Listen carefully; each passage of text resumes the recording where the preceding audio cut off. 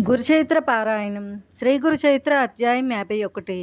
ఓం శ్రీ గణేశాయ నమ, శ్రీ సరస్వత్యై నమ, శ్రీ గురుభ్యో నమ. నామధారకుడు స్వామి శ్రీగురుడు వైడూర్య నగరం నుండి బయలుదేరి వెళ్ళి గౌతమి పుష్కర యాత్ర పూర్తి చేసుకుని తిరిగి గంధర్వపురం చేరాక ఏమి చేశారో సెలవీయండి అన్నాడు. సిద్ధయోగి ఇలా చెప్పారు. శ్రీగురుడు కొంతకాలం గంధర్వ నగరంలోనే ఉన్నారు. అది ఈశ్వరనామ సంవత్సరం. అప్పుడు బృహస్పతి సింహరాశిలో ఉన్నాడు. ఒకనాడు ఆయన భక్తులందరితో తాము శ్రీశైల యాత్రకు బయలుదేరుతున్నామని చెప్పారు. అది తెలిసిన గ్రామస్తులందరూ కూడా మఠం వద్దకు చేరుకున్నారు. వాళ్ళందరూ కన్నీరు కారుస్తూ శ్రీగురునితో ఇలా అన్నారు. స్వామి, మీరిప్పుడు శ్రీశైల యాత్రకు వెళ్ళవలసిన అవసరం ఏమిటి?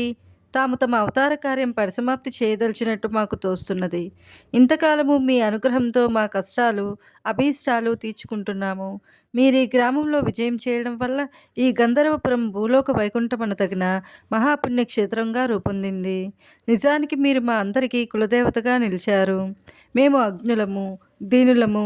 మాకు మీరు తప్ప వేరు దిక్కులేదు. మమ్మల్ని విడిచిపెట్టిపోవడం మీకు న్యాయమేనా? ఏ తల్లి అయినా తన బిడ్డలను ఇలా విడిచి వెళ్ళిపోతుందా? ఎప్పుడూ వారి చింతనే ఉండి వాళ్లకు సాకడం ఆమె ధర్మం కదా అన్నారు. శ్రీ నరసింహ సరస్వతి స్వామి వాళ్ళ భక్తికి కరిగిపోయి చిరునవ్వుతో ప్రేమగా ఇలా అనునయించారు. బిడ్డలారా, మాపై ఇంత భక్తితో మెలిగే మిమ్మల్ని విడిచి మేము మాత్రం పోగలమా? నిజానికి మేము ఎల్లప్పుడూ ఈ గంధర్వ నగరంలోనే ఉంటాము. నిత్యము ఈ సంగమంలో స్నానము నిత్యకృత్యములు తెచ్చుకొని మధ్యాహ్న సమయంలో ఆ గ్రామంలో భిక్ష చేసుకుంటూ ఈ మఠంలోనే మీ సేవలు అందుకుంటూ గుప్తంగా ఉంటాము. కేవలం లౌకికుల స్థూల దృష్టికి మాత్రమే మేము శ్రీశైలం వెళ్ళినట్లు ఇక్కడ లేనట్లు కనిపిస్తాము, కానీ నిజానికి మా ప్రతిరూపాలుగా ఇక్కడ ప్రతిష్ఠిస్తున్న మా పాదుకల రూపంలో ఇక్కడే ఉంటాము. ఇది ముమ్మాటికి నిజము, ఎట్టి సందేహమూ లేదు. మా భక్తులకు మేము ప్రత్యక్షము కానిదెప్పుడు? ఈ గంధర్వపురంలో భక్తుల యోగక్షేమాలు కనిపెట్టి ఉండే మమ్మల్ని సేవించేవాడు కోరినది ఏది లభించదు? మీరందరూ నిత్యము ఈ సంగమంలో స్నానం చేసి సాక్షాత్తు కల్పవృక్షమైన ఈ అశ్వత్థ వృక్షానికి ప్రదక్షిణం చేసి అనంతాలన్నింటినీ తొలగించగల ఇచ్చటి పాదుకలను అర్చిస్తూ ఉంటే సర్వభ్రమలు తొలగి సాక్షాత్తు ఆనందమే సిద్ధిస్తుంది. ఎలాంటి చింతలు గలవారికైనా ఇచ్చటి చింతామణి అనబడి విఘ్నేశ్వరిని ఆరాధించడం వల్ల సర్వ విఘ్నాలు నశిస్తాయి. భక్తి శ్రద్ధలతో ఈ అష్టతీర్థాల్లో స్నానం చేసేవారికి సర్వసిద్ధులు సమకూరి ముక్తి కూడా లభిస్తుంది. 3 కాలాలలోనూ ఈ మఠంలోని మా పాదుకలను పూజించి నీరాజనమిచ్చి నిర్మలమైన మనస్సుతో మమ్మల్ని స్మరిస్తే కోరినది తప్పక నెరవేరుతుంది. ఇక ముందు పవిత్రమైన ఈ దేశం మ్లేచ్చులైన యవ్వనులకు అధీనమవుతుంది. వాళ్ళు కూడా ఇక్కడికి వస్తారు. వారు వస్తే ఇక్కడ భక్తులకు నష్టం కలుగుతుంది. మేము ఇక్కడ లేమని వాళ్ళు అనుకోగలందుకు స్థూల దృష్టికి శ్రీశైలం వెళ్ళిపోయినట్లు కనిపిస్తాము, కానీ అదృశ్యంగా ఇక్కడే భక్తులకు నిత్య ప్రసన్నులమై శాశ్వతంగా ఉంటాము అని చెప్పి ఆయన తమ పాదుకల మఠంలో విడిచిపెట్టారు. వెంటనే ఆయన మఠం నుండి బయటకు వచ్చి సాయం దేవుణ్ణి, నందిశర్మను, నరహరి కవిని, నన్ను కూడా తీసుకొని శ్రీశైలానికి బయలుదేరారు. కొందరు శిష్యులు గంధర్వపురంలో ఉండిపోయారు. శ్రీగురుని వద్ద సన్యాస దీక్ష తీసుకున్న కృష్ణ సరస్వతి, బాల సరస్వతి, ఉపేంద్ర సరస్వతి, మాధవ సరస్వతి మొదలగు వారు అంతకుముందే శ్రీగురుని ఆజ్ఞ మేరకు తీర్థయాత్రలకు వెళ్ళిపోయారు. స్థానిక భక్తులు మా ఐదుగురిని ఊరి పొలిమేర వరకు వచ్చి సాగనంపి చేతులు జోడించి శ్రీవారి దివ్య రూపం కనుమరుగయ్యే వరకు చూస్తూ నిలబడి అటు తరువాత వారి పాదాలను ధ్యానిస్తూ తిరిగి వెళ్ళిపోయారు. అటు తరువాత జరిగినది చెబుతాను విను.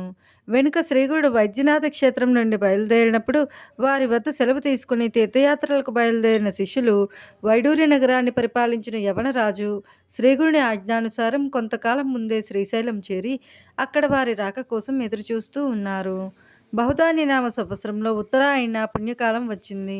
కుంభరాశిలోకి సూర్యుడు, కన్యారాశిలోకి బృహస్పతి ప్రవేశించారు. అది శిశిర ఋతువు, మాఘమాసము, కృష్ణపక్షము, ప్రతిపద శుక్రవారం నాడు శ్రీగురుడు శిష్యులమైన మా నలుగురితో కలిసి శ్రీశైలం వద్దనున్న పాతాళ గంగకు చేరారు. అక్కడ ఆయన స్నానం చేసి ఒక పుష్పాసనం సిద్ధం చేయమని మమ్మల్ని ఆజ్ఞాపించారు. మేమంతా త్వరగా పూలు సమృద్ధిగా సేకరించి వాటిని అరటి ఆకులపై అమర్చి ఒక పూలవాన సిద్ధం చేశాము. అప్పుడు శ్రీగురుడు దానిని నది నీటిపై ఉంచమని ఆదేశిస్తే మేము అలానే చేశాము. అప్పుడు ఆయన, మేము ఈ పూల నావలో ఈ పాతాళ గంగ దాటి శ్రీశైలం చేరి అక్కడ మల్లికార్జునతో ఐక్యం చెందుతాము. మీరందరూ వెనక్కి తిరిగి గంధర్వపురం వెళ్ళిపోండి అని చెప్పారు. కానీ మేము నివ్వెరపోయాము. ఆకస్మికమైన వారి ఆజ్ఞకు కృంగిపోయి కన్నీరు కారుస్తూ అలానే ఉండిపోయాము. ఆయన మమ్మల్ని ఓదారుస్తూ ఇలా అన్నారు. ప్రియ శిష్యులారా, మీరిలా దిగులు పడకూడదు. మీరు గంధర్వపురం వెళ్ళండి. మీకు ఎల్లప్పుడూ అక్కడ మా దర్శనం లభిస్తుంది. భక్తి లేని వారికి కనిపించక భక్తులకు మాత్రమే దర్శనం ఇవ్వదలచి మేమక్కడే గుప్త రూపంలో ఉంటాము. మమ్మల్ని నమ్ముకొని కొలిచే భక్తుల ఇళ్లలో మేము ప్రత్యక్షంగా ఉంటాము. పుష్యమి నక్షత్రంతో కూడిన ఆ శుక్రవారం నాడు ఆ శుభ సమయంలో శ్రీగురుడు ఆ పూలనాభ మీద కూర్చొని నది మధ్యకు సాగిపోతూ ఒడ్డున నిలిచిన మా అందరితో చివరి మాటగా ఇలా చెప్పారు. నాయనలారా, మీకు సర్వశుభాలు ప్రాప్తించుగాక.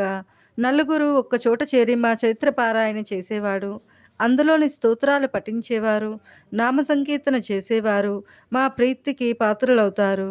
మా కథామృత గానం చేసేవారి ఇంట్లో 4 పురుషార్థాలు సిద్ధులు నిత్య నివాసం చేస్తాయి. జీవితాంతము అష్ట ఐశ్వర్యాలు, అటు తరువాత ముక్తి సిద్ధిస్తాయి. మేము ఆనంద నిలయానికి వెళ్తున్నాము. మేము అచ్చటికి చేరగానే అందుకు గుర్తుగా మీ వద్దకు 4 తామర పువ్వులు ఈ నదిలో కొట్టుకుంటూ వస్తాయి. మీరు నలుగురు వాటిని ప్రసాదంగా తీసుకోండి. మీరు వాటిని ప్రాణం కంటే ఎక్కువ విలువైనదిగా శుభ్రపరుచుకొని భద్రపరుచుకొని పూజించుకోవాలి. ఇది మా ప్రమాణము. దీన్ని సంశయించరాదు అన్నారు. ఆ నావ ముందుకు సాగి కొద్దిసేపట్లో కనుచూపు మేర దాటిపోయింది. అయినా తాము ధరించిన కాషాయ వస్త్రంతో తమ తలను కూడా కప్పుకున్న వారి రూపం దివ్య తేజస్సులతో మా హృదయాలలో అలా నిలిచిపోయింది. ఇలా శ్రీగుడు తమ అంతిమ సందేశం ఇచ్చి ఆ పుష్పనావలో కొంత దూరం వెళ్ళి అకస్మాత్తుగా అంతర్హితులయ్యారు. అంతలోనే ఆ పుష్పాసనం కానీ స్వామి కానీ కనిపించకపోయేసరికి మేమందరము కన్నీరు కారుస్తూ ఆ శూన్య ప్రదేశం వైపు చూస్తూ ఉండిపోయాము. కొద్దిసేపటికి నదికి అవతల ఒడ్డు నుండి ఒక పడవలో వచ్చిన కొందరు బెస్తవాళ్ళు మా వద్దకు వచ్చి, అయ్యా, ఒక స్వామి తూర్పు ఒడ్డుకు వెళ్తూ ఉంటే మేము చూచాము.